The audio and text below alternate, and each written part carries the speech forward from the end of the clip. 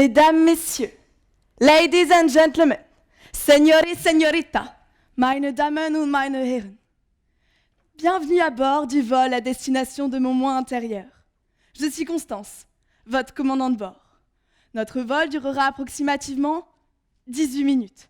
La température est de 37,5 degrés et le modèle de l'avion dans lequel vous allez embarquer est d'1,69 m. Je suis Constance. J'ai 18 ans. Je suis une fille. Des fois, on me dit même jolie, mais je ne suis pas que ça. Je suis née dans une famille formidable, avec des parents formidables qui m'ont donné tout ce dont j'avais besoin. Une jolie maison, un frère, une sœur et un chien rigolo aussi. Coquine, c'est son nom. Je suis le produit de mes parents. Je suis leur espoir, leur idéal, leur prolongation. Je suis aussi mon école. J'ai appris ce que j'ai pu retenir de mes cours et de mes leçons. Des coups de gueule avec les copines, des histoires d'amour avec les copains, des larmes d'amour et des rires d'humour, des bonnes notes et des mauvaises notes. Je suis un produit, une fabrication sortant tout de suite des usines de la vie dans lesquelles on verse depuis ma naissance la nourriture de la société dans laquelle je vis, dans laquelle j'ai grandi, comme vous, made in France. La télé, Internet, Snapchat, me conforte à être une fille de mon époque, avec les vrais codes de mon époque. Je suis une vraie fille totalement affûtée et prête à entreprendre la vie comme la pointe d'une flèche destinée seulement au rouge du centre de la cible. Mais qui suis-je? Que suis-je vraiment? Vous connaissez tous l'histoire de l'œuf et la poule. Qui est le premier? Suis-je l'œuf, la promesse de devenir ce que mes gènes et mon entourage me commandent? Le corps que vous voyez, il s'est imposé à moi. Mes rondeurs sont marquées, parfois même remarquées par vous, messieurs, mais vous aussi, mesdames. Ce corps, je ne l'ai pas choisi dans le magasin de corps de filles où il y avait plusieurs tailles, plusieurs formes, plusieurs modèles, plusieurs couleurs. Non, je n'ai pas choisi. Je n'ai pas eu le choix. J'ai eu un prototype, à moi de faire avec. Et pourquoi cet esprit s'est-il glissé dans ce corps? J'imagine souvent que là-haut, quelque part, je ne sais pas où, il y a 2 usines qui fabriquent en fonction des commandes. Il y a une usine de corps et il y a une usine à esprit. Comment l'esprit s'est-il glissé dans le corps? Est-ce qu'il s'est glissé au hasard? Est-ce qu'il y a un distributeur qui mélange tout? C'est pourquoi une fille pensera comme un garçon et un garçon rêvera en secret devant une vitrine de robe. Ou alors, c'est la grande loterie. Mon esprit, est-ce qu'il serait le même s'il était dans le corps de Angela Merkel ou Angelina Jolie? Ou toi? Ou vous? Est-ce que ces mêmes femmes seraient différentes en moi? Est-ce que vous seriez les mêmes en moi? Et comment je penserais si j'étais Johnny?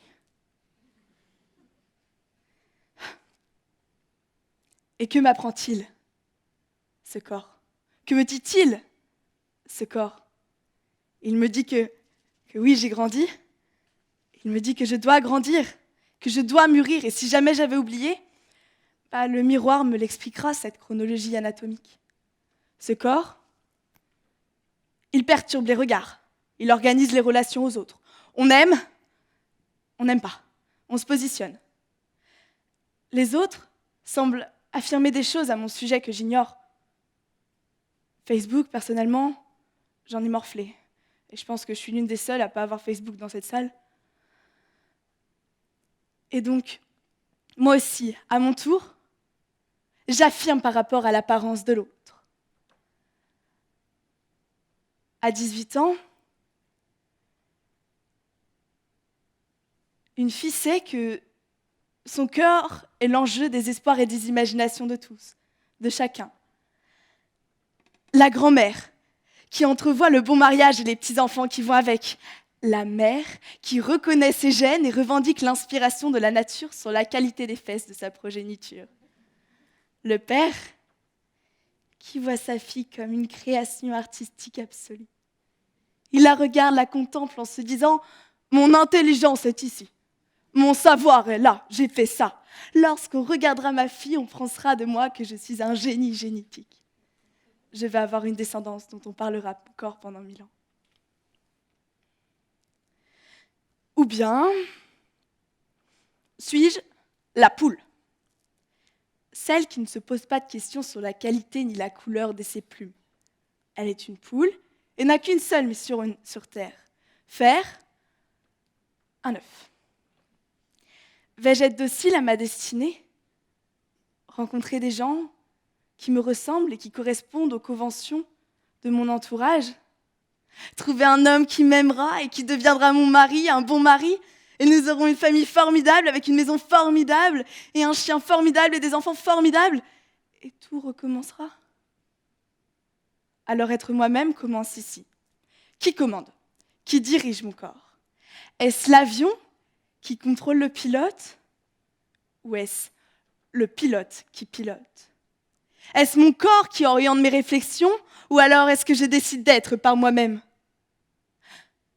Je suis désolée, je ne sais pas. Je ne sais plus, je crois qu'il y a trop de questions. Être soi-même, à 18 ans, ne trouve pas la même réponse qu'à 30 ou 60 ans.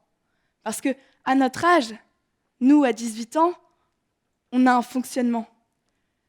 Mais nous ne nous connaissons pas encore et nous n'avons pas encore été instruits des différentes leçons de la vie.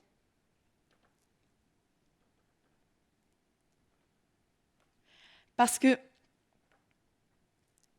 le rêve de l'humain qui pense, c'est de se projeter au-delà de demain. Par exemple, ce soir, il y a à manger dans le frigo. Mais demain, ou qui vais-je rencontrer? Quelle tête auront mes enfants? Où vais-je habiter? À Paris? À New York? À New Delhi? À New Van? Quand j'écoute la vitesse de mes idées dans ma tête, je comprends pourquoi certains ont recours à Marie-Jeanne.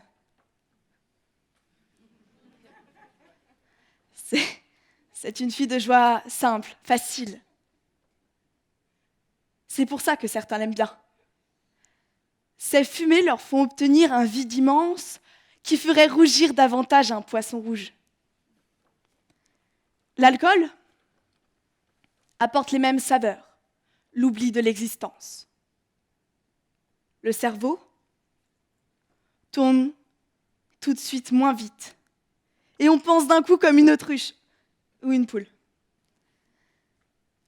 Mais ça fait du bien, enfin, il paraît. Mais attention, ne plus penser nuit gravement à votre santé et celle des autres. Mesdames, messieurs, veuillez rattacher vos ceintures, nous entrons dans une zone de turbulence. Mais finalement, nos craintes, nos torts, nos imaginations, nos corps, nos affirmations, tout ça, et si tout ça avait été commis juste par erreur? Est-ce que l'erreur est humaine ou est-ce que l'humain est une erreur? Est-ce que l'erreur est présente en moi comme le sang qui peut me guérir ou me tuer? C'est l'équilibre de sa présence dans mes circuits qui me maintient et me construit.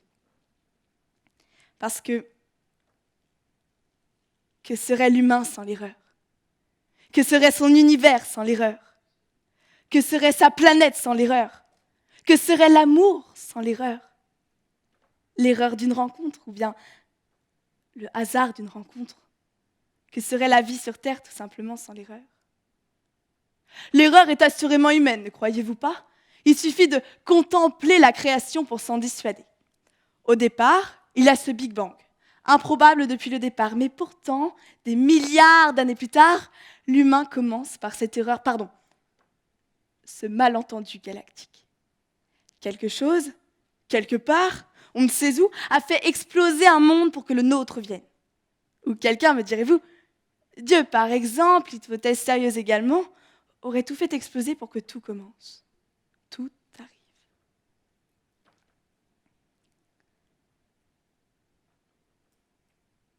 Alors, Erreur ou hasard?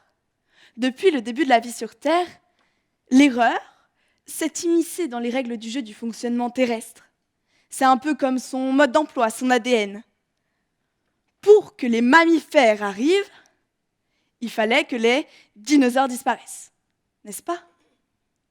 Alors, pour que les dinosaures disparaissent, il a fallu une erreur de trajectoire d'une météorite. Est-ce que la nature aurait-elle été plus belle sans l'humain? Est-ce que la nature aurait-elle été moins abîmée sans l'humain? Affirmer que oui, c'est comme justifier que le lion serait toujours aussi magistral s'il ne se nourrissait que de limaces. Vous avez l'image? Vous voyez sa crinière? Vous la trouveriez tout de suite beaucoup moins belle, non? Moi, oui. J'ai besoin d'imaginer le royal félin brutal et sanguinaire courant derrière sa proie pour justifier sa présence sur Terre. Pauvre antilope. L'humain, lui, quand il ne détruit pas d'autres humains, réfléchit sur la pertinence de son existence. Eh bien, j'affirme, moi, que l'humain fait partie intégrante du grand calcul universel. Mes joies, mes doutes, mes craintes, mes torts, mes affirmations et mes erreurs en font partie. Le monde ne nous a pas attendus pour créer la destruction. L'humain n'a pas inventé le feu, le froid, la mort, le vent, les tempêtes, la putréfaction, la maladie, la puanteur. La planète ne nous a pas attendus pour se faire du mal. Avec les tremblements de terre, les éruptions volcaniques, les bouleversements climatiques, non. L'humain n'est pas responsable de tout. Il participe, il accompagne le drame qui se joue, comme il participe et accompagne l'amour et le bonheur qui vient. C'est tout. L'humain n'est pas une erreur. Il est la terre. Il a en lui, dans son corps, dans sa peau, dans ses gènes, dans ses veines, dans ses molécules, des poussières d'étoiles. Imaginez, en fermant les yeux 5 secondes, est-ce que vous pouvez fermer, s'il vous plaît, les yeux pendant juste 5 petites secondes? Imaginez un univers totalement vide, un univers sans aucune constellation, sans notre planète.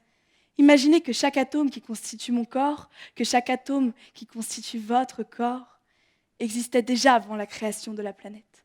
Que chaque atome de mon sourire, que chaque atome de votre sourire est vieux de plusieurs milliards d'années. Vous pouvez les réouvrir. Maintenant, l'erreur est-elle humaine? Oui. Oui. Mais oui, heureusement que oui, car ce qui fait le succès de l'être humain, c'est sa capacité à apprendre et à comprendre par ses erreurs et en faire d'autres, encore et encore, sans ne jamais reproduire ces mêmes erreurs. L'enfant qui tombe et qui grandit malgré tout, avec son corps qui sait plus que lui, qui doit se tenir debout sur ses 2 jambes pour pouvoir continuer à avancer. La chute lui enseigne le comportement qu'il doit avoir. Il faut se tromper souvent. Il faut tomber souvent pour devenir humain et savoir qui nous sommes vraiment. Alors, aujourd'hui, suis-je la poule ou suis-je l'œuf? Je sais qu'aujourd'hui, devant vous et grâce à vous, je brise un peu plus chaque jour de ma coquille. Aujourd'hui, être soi-même, être nous-mêmes, implique donc d'écrire notre histoire au travers de l'histoire des autres. Je regarde comment tu vis. Je regarde comment tu es. Je m'inspire un petit peu de toi, un petit peu de vous. Je m'envisage comme toi, là-bas. Comme toi aussi. Je m'envisage comme toi, comme vous, comme eux. Aujourd'hui, j'ose être moi-même devant vous, avec mes faiblesses et mes fragilités. Je n'ai rien à vous apprendre, à vous enseigner, mais je sais que j'ai prévu de grandir dans l'existence de tout, de tous. Je fais le vœu de trouver aujourd'hui dans ma vie, auprès de chaque être humain, l'envie de vivre ensemble. Je fais le vœu que la tolérance remplace les certitudes et que la convoitise se chrysalide et devienne sagesse. À vous, nos anciens, avant le grand voyage, ne partez pas sans nous avoir dit toutes vos leçons. Ne partez pas sans nous avoir dit combien la vie mérite d'être vécue. Donnez à ceux qui grandissent autour de vous une charpente, une construction, un projet, l'envie de vous dépasser, de vous prolonger dans l'existence. Dites-nous comme chaque époque a ses difficultés, ses abandons, ses lâchetés. Vous êtes les piliers de cette terre. Si nous voulons construire haut, nous avons besoin de fondamentaux, nous avons besoin d'exemples, nous avons besoin de vous. Mesdames, Messieurs, Ladies and Gentlemen, Signori, Signorita, meine Damen und meine Herren, Constance Airlines vous informe que nous sommes arrivés à destination. Les pilotes et l'équipage espèrent que vous avez passé un agréable voyage, que les nuages que nous avons dû traverser vous permettent à présent d'affronter bien en face le soleil. La jeunesse a toujours été et sera toujours le refuge des tempêtes de la vie. Avis à la population du monde et celle de Vannes, que votre chaleur embrase mon cœur et qu'aujourd'hui, à mon tour, j'embrasse vos sourires de poussière d'étoiles. Merci.